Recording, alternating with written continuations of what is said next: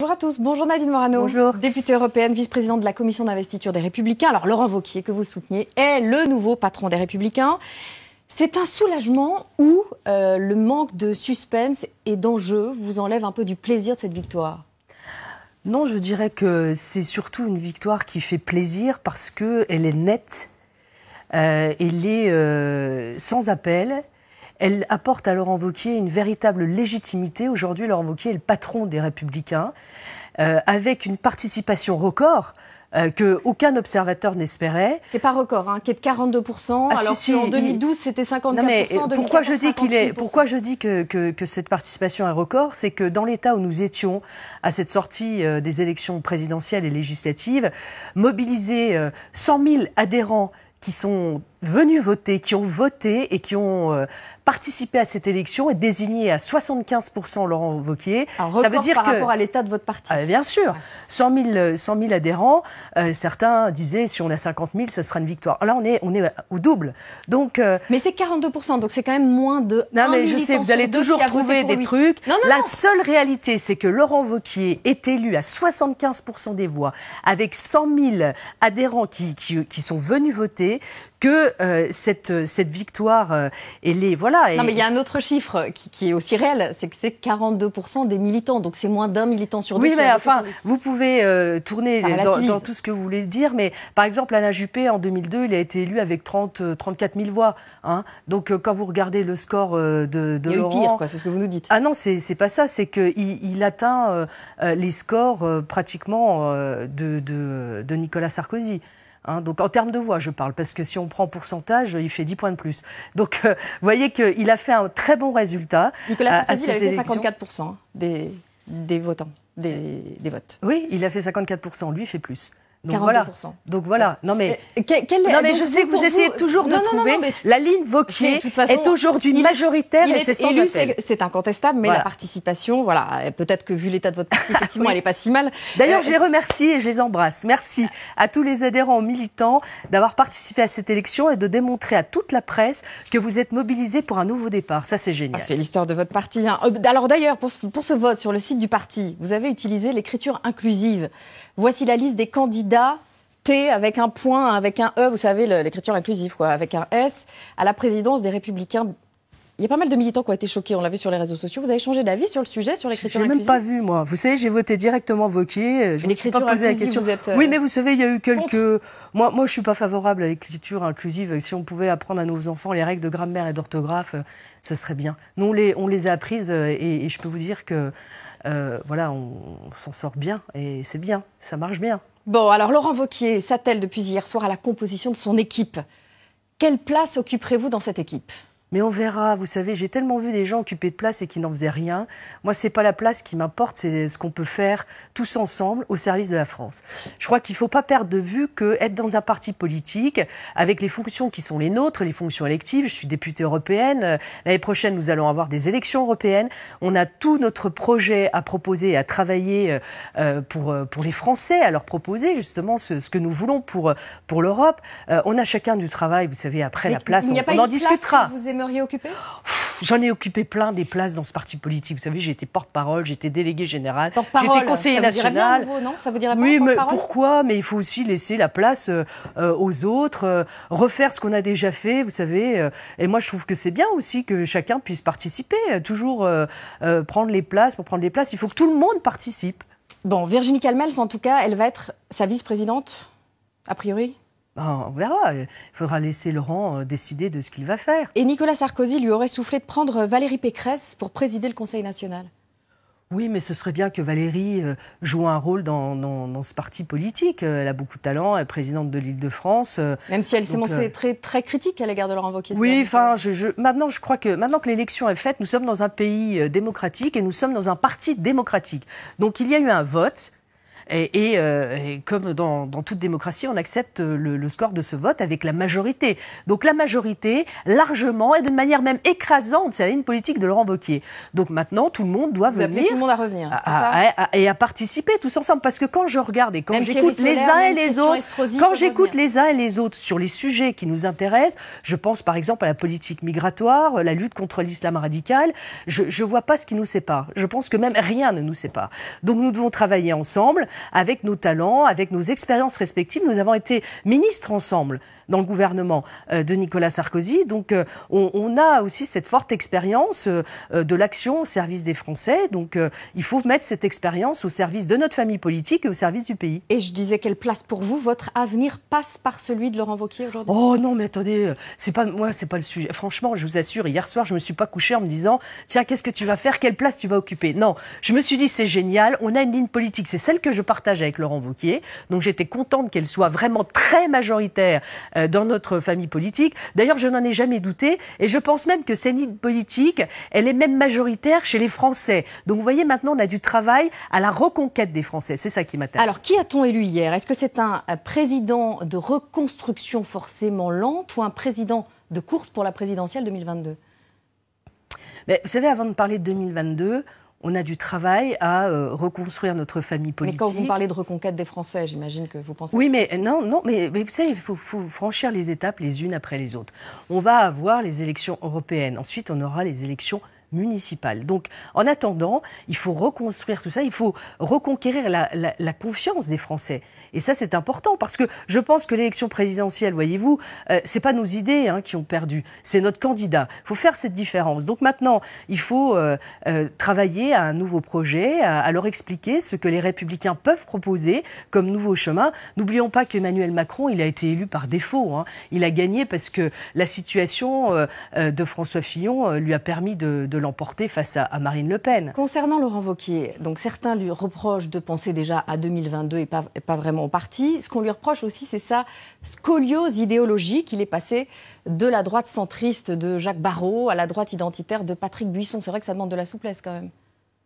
C'est marrant quand je vous entends, c'est ce qu'on reproche à Laurent Wauquiez. Mais jamais je vous entends dire ce qui séduit chez Laurent Wauquiez, c'est sa capacité à défendre. Quand on fait une interview, Nadine Morano, que ce soit vous quelqu'un d'autre, on se fait toujours l'avocat du diable. D'accord, mais vous me posez des questions, moi je vous réponds. Donc je pense. Non, mais vous me posez des questions et moi je vous réponds.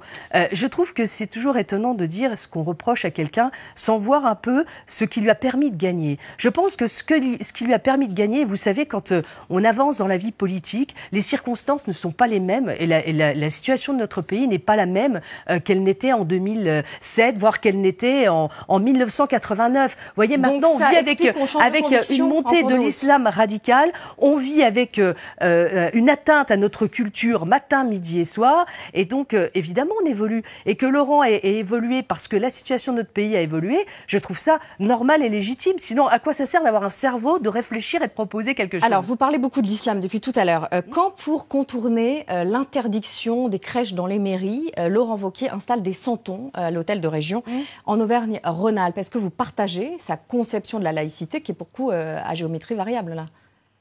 Oui, je la partage totalement. Je vais vous dire, je vous disais, la loi de 1905, moi je suis née en 1963, donc 58 ans après la loi sur la laïcité. Quand j'étais petite, on faisait le sapin de Noël à l'école. Même quand mes enfants étaient petits, on faisait les œufs de Pâques à l'école, on peignait les œufs de Pâques. Il y a les vacances de Noël, il y a même la prime de Noël, et là tout le monde est content quand il s'agit de toucher la prime de Noël. Et ça, bizarrement, on attaque notre culture en se servant de la laïcité.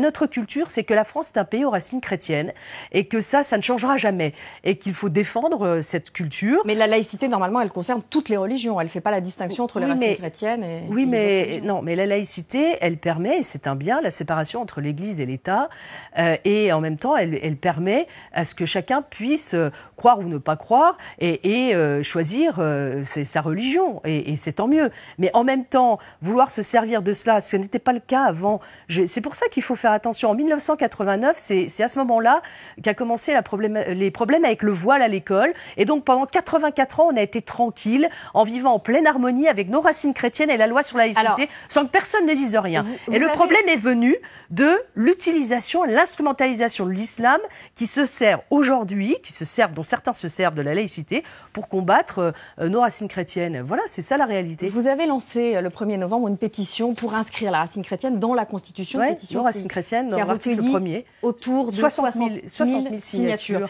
Cette pétition, bon, pour bien faire comprendre, c'est que l'islam, en gros, n'a pas la même place que la religion catholique en France. C'est ce que vous voulez dire, puisque si vous voulez inscrire la racine chrétienne dans la Constitution. C'est une réalité. Est-ce que c'est une position bien chrétienne que de mettre en dehors du jeu une partie de la population? Ah, mais je ne mets pas en dehors du jeu une partie de la population.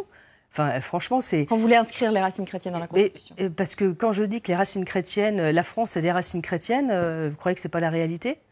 Et donc, comme c'est une réalité, j'aurais aimé d'ailleurs qu'on l'inscrive dans la Constitution européenne. Et je trouve dommage que ça n'ait pas abouti, parce que je pense que ça mettait aussi clairement les choses en place et pour tout le monde. Vous en avez parlé avec Laurent Wauquiez de ça. Est-ce qu'il partage votre opinion? Est-ce que lui aussi a envie de faire entrer les racines chrétiennes dans la Constitution française? S'agissant de la défense de notre culture et des racines chrétiennes de la France, et son attachement aussi, au libre choix des religions et de la laïcité, Laurent est clair sur ces questions-là. Mais je vous dis encore une fois, pendant 84 ans, ça n'a posé de problème à personne. Ça devrait vous interpeller quand même, les journalistes. Jean-Michel Blanquer, pourquoi est-ce que maintenant, en 2017, il y a des problèmes de la laïcité d'un coup, là? Comme si les crèches étaient un danger pour la France. Mais les politiques n'y répondent pas forcément de la même façon. Jean-Michel Blanquer, hier, a fait une mise au point sur la laïcité dans le grand jury RTL, LCI, Le Figaro. Vous avez entendu ces mesures. Ce qu'il veut, c'est rompre avec la solitude des enseignants. Est-ce que vous pensez que ces mesures révèlent un véritable volontarisme, ou vous n'y voyez que des mesures symboliques? Non, moi je trouve que Jean-Michel Blanquer, d'une manière générale, fait un très bon travail comme ministre de l'Éducation nationale. Et je soutiens son action. Ceci étant, quand il souligne qu'il y a des enseignants qui se retrouvent dans une profonde solitude face à l'application de ce que devrait être la laïcité, ça démontre bien que nous avons un gros problème dans ce pays face à ce qu'est cette culture et à ce que certains n'acceptent pas le pays dans lequel ils vivent et qui veulent imposer leur propre culture chez nous. C'est ça la réalité, mais personne ne veut dire la réalité des choses. Et que ça se passe à l'école, c'est grave. Nouvelle panne ce matin en gare Montparnasse, une semaine après la panne qui avait paralysé toute la gare pour la deuxième fois depuis l'été. Quelles mesures doit prendre le gouvernement, puisque la SNCF est à 100% propriété de l'État, et est-ce que Guillaume Pepy, qui certes n'est pas impliqué directement, doit démissionner pour l'exemple? Il est le patron démissionner. Il est le patron de la SNCF, donc c'est lui qui doit répondre à la fois des performances de la SNCF, mais aussi des difficultés. Donc c'est à lui à gérer ce problème technique. C'est la deuxième fois que ça arrive. De ce que j'ai compris, c'est un dispositif qui est récent et qui fonctionne avec des ordinateurs.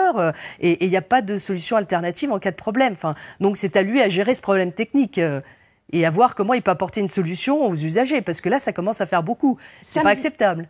Samedi, la France a assisté émue aux obsèques de Johnny Hallyday. Aujourd'hui, il sera inhumé à Saint-Barth.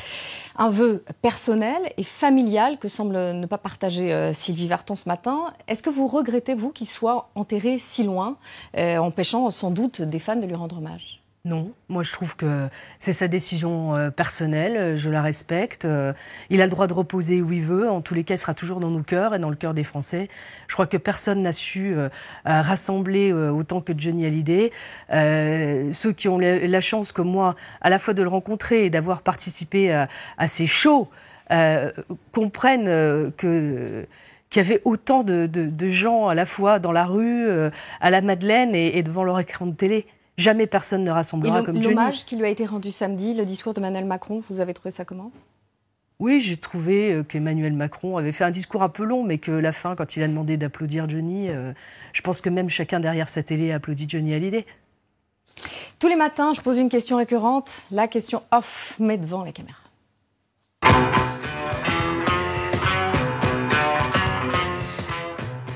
C'est off, hein, entre nous. C'est entre nous. Fut un temps, vous sembliez assez atteinte par le mauvais buzz qu'il pouvait y avoir sur vous. Est-ce qu'aujourd'hui, vous vivez mieux avec votre image? Je vous dis ça parce que il y a un sondage qui dit que vous êtes la personnalité politique la plus détestée derrière, devant Marine Le Pen, Anne Hidalgo. Donc, est-ce que ça vous atteint moins aujourd'hui? Est-ce que vous vivez mieux l'image? C'est pas ça, c'est que je regarde la crédibilité de ce qui est dit. Ce qui est catastrophique surtout, c'est que on veut porter atteinte à nos images, à la mienne comme à celle d'autres, à travers des sondages bidons. Vous savez ce que c'est, YouGov, qui a été mis en cause par le Conseil, par la Commission nationale des sondages. Moi, j'ai regardé de près, en fait. J'ai créé 10 profils sur YouGov. Donc c'est vraiment du pipeau total. Mais déjà mis en cause en 2013, les journalistes, comme des moutons, vont diffuser ça sur les réseaux sociaux. Et ça sera quoi? Donc détester, vous vous rendez compte? Il faudrait faire quelque chose de grave pour être détesté des Français. Donc je n'y porte aucun crédit parce que cet institut n'est pas crédible. D'ailleurs, il n'est utilisé dans les grandes élections par personne. En revanche, figurez-vous que j'ai fait un sondage IFOP à la même période sur mon action parlementaire et sur les attentes des Français de l'Union européenne. Et 74% des sympathisants de droite sont satisfaits de mon action. Ça compte beaucoup plus parce que c'est l'IFOP et c'est pas YouGov. Merci beaucoup, merci Nadine Morano.